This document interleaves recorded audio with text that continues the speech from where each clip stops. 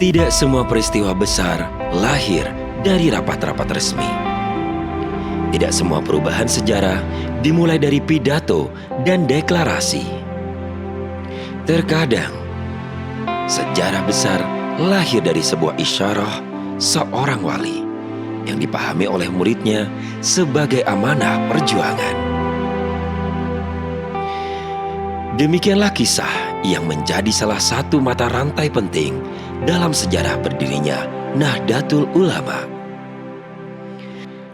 Kisah tentang seorang guru besar dari Bangkalan, Syekhona Muhammad Khalil, seorang murid agung di Tebu Ireng, Hadratus Syekh Kiai Haji Hasyim Asy'ari, dan seorang santri muda yang menjadi pembawa amanah itu, Kiai Haji Raden As'ad Syamsul Arifin. Kami oleh Hadratus Syekh Kiai Haji Bangkalan, Kiai Muhammad Khalil Bangkalan. Waktu saya mondok di sana, beliau lagi saya As'ad, ini tongkat akan berikan pada Haji Asy'ari. Menjelang berdirinya Nahdlatul Ulama, Syekhona Muhammad Khalil Bangkalan memberikan sebuah isyarah kepada murid kesayangannya, Kiai Haji Hasyim Asy'ari. Isyarah itu berupa sebuah tongkat yang disertai petikan firman Allah dalam Al-Quran, Surat Thaha ayat 17. Wa ma tilka biyaminika ya Musa. Apakah yang ada di tangan kananmu itu, wahai Musa? Ayat yang mengisahkan tongkat Nabi Musa itu bukan sekedar bacaan. Di baliknya tersimpan pesan tentang kepemimpinan, perjuangan, dan tanggung jawab besar yang kelak harus dipikul. Sebagaimana tongkat Nabi Musa menjadi sarana perjuangan dalam menegakkan kebenaran, tongkat yang dikirimkan Syekhona Khalil dipahami sebagai isyarah agar para ulama bersatu dalam satu barisan perjuangan. Selain tongkat, beliau juga mengirimkan tasbih. Namun tasbih itu tidak datang tanpa pesan. Syekhona Khalil membekalinya dengan zikir, Ya Jabbar, Ya Qahar, nama Allah yang maha perkasa, nama Allah yang maha menundukkan. Zikir yang mengandung harapan agar perjuangan ulama diberikan kekuatan, keteguhan, dan kemenangan dalam menghadapi berbagai tantangan zaman. Amanah agung itu tidak dikirim melalui utusan kerajaan, tidak pula melalui kendaraan yang nyaman.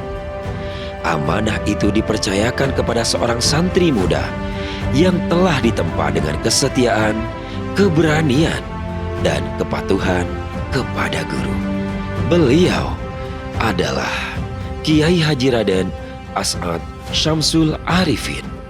Dengan membawa tongkat dan tasbih dari gurunya, beliau memulai perjalanan panjang dari Bangkalan menuju Tebu Ireng, Jombang.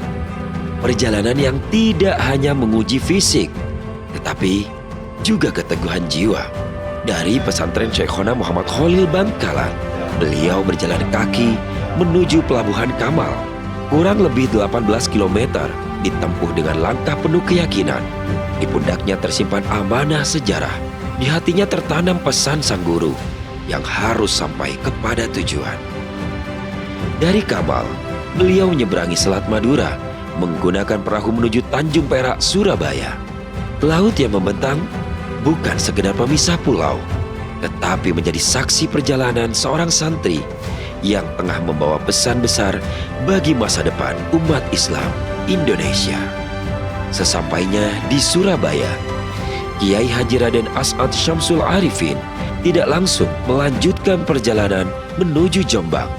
Beliau terlebih dahulu menuju kawasan Ampel, pusat penyebaran Islam yang didirikan oleh Sunan Ampel, salah satu wali Songo yang menjadi pelopor dakwah Islam di Nusantara.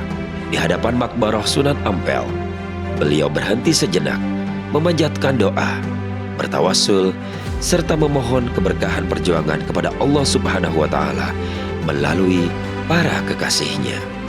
Dari kawasan Ampel, beliau menuju stasiun Gubeng dan melanjutkan perjalanan dengan kereta menuju Jombang.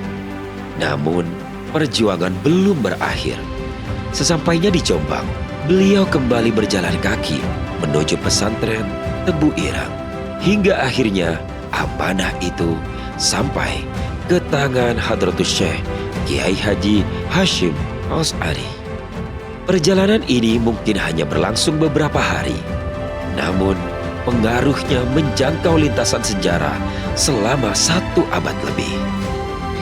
Kiai Haji Raden As'ad Syamsul Arifin membuktikan bahwa seorang santri sejati tidak hanya belajar ilmu, ia juga belajar taat, belajar berkorban, belajar memperjuangkan amanah hingga tuntas.